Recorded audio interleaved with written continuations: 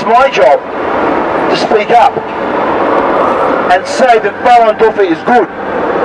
Say that truthfulness, compassion and forbearance should be rights that we respect around the entire world. Falun Dafa is a meditation practice that you can do like in your daily life. It's very simple exercises and meditation. And there's also a very simple philosophy to try to be a better person. I started when I was 8 years old, and my entire family practices Falun Dafa. So they've improved so much. Like, we've become more understanding towards each other. The families come together. There's a lot of harmony in the family. So that's one of the biggest benefits. Also, I haven't gone to a doctor since the last 16 years. So I guess for me that's the biggest benefit also. From my experience, I became more of a positive person as well as more happy and well-balanced person, I think. You know, it's really what we call mind-body practice, and that's very popular in the West now.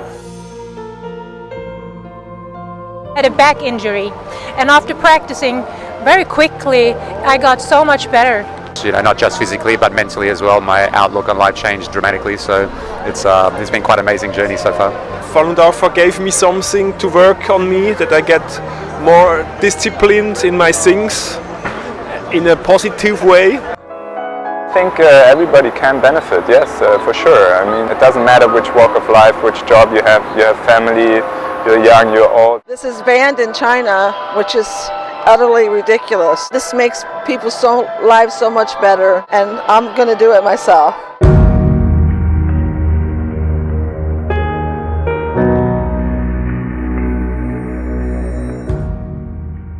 Today in China, as you all know, Falun Gongs are persecuted, arrested, tortured and killed.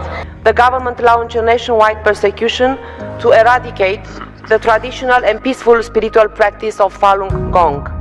This follows the principles of truth, compassion, tolerance.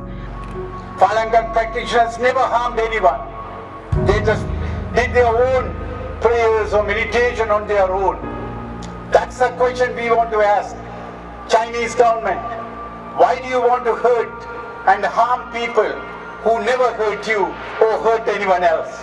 The reason why the system can treat Falun Gong so inhumanely is the dehumanization, the depersonalization, the marginalization through this propaganda and repression against Falun Gong. Even within this quite straightforward resolution, there are still problems, because the absolute deluge of propaganda from the regime in Beijing vilifying Falun Gong as some sort of extremist cult.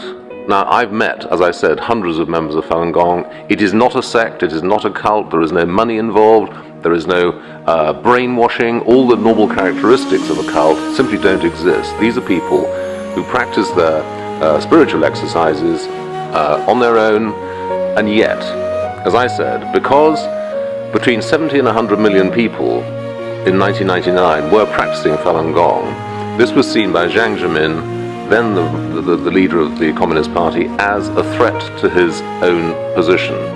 It wasn't, of course, but he saw the opportunity of creating an enemy within. Just as during the war, the Nazis singled out the Jews as a special characteristic and did what they did to the Jews. The same is happening today to Falun Gong in China. That is why it is genocide. That's why I say it's so serious.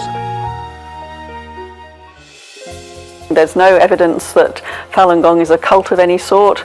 There's no evidence of political action to try and bring down the Chinese government. There's no evidence of anything other than a deep desire to be left alone to practice their spiritual beliefs in peace and to not be locked up and murdered. We've actually had a case in the courts in Canada where it was ruled that Falun Gong is not a cult. And if you look at, as you said, all the indicia of cults, it is not one. And it's simply a part of this demonization that goes on. It's an easy term to throw out. David and I have met Falun Gong practitioners in probably 50 countries. Or even more, maybe. Okay, all walks of life, all ages, all backgrounds, all education. I've found them to be a wonderful group of people. Yeah, I mean, I wouldn't disagree with any of that. I mean, Falun Gong, first of all, it's not even an organization because it's a set of exercises with a spiritual foundation. Everything's on the internet.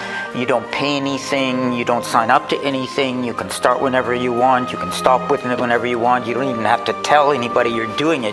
Their principles are very simple and ethical. And I mean, all of that is true.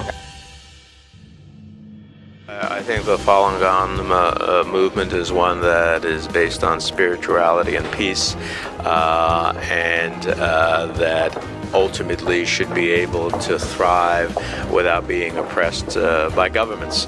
Well, our voice continues to be strong on behalf of not just the Falun Gong practitioners, but anyone who aspires to freedom and respect for human rights in China or anywhere in the world.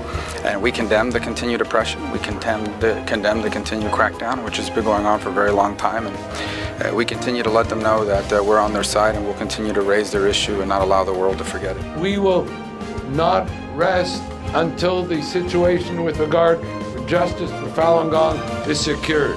And to the government and the leadership of the People's Republic of China, we urge you that in the 21st century, it's time to join the global community that respects the rule of law and understands the basic requirement of the respect for human rights for all, and to end the oppression of Falun Dafa and Falun Gong.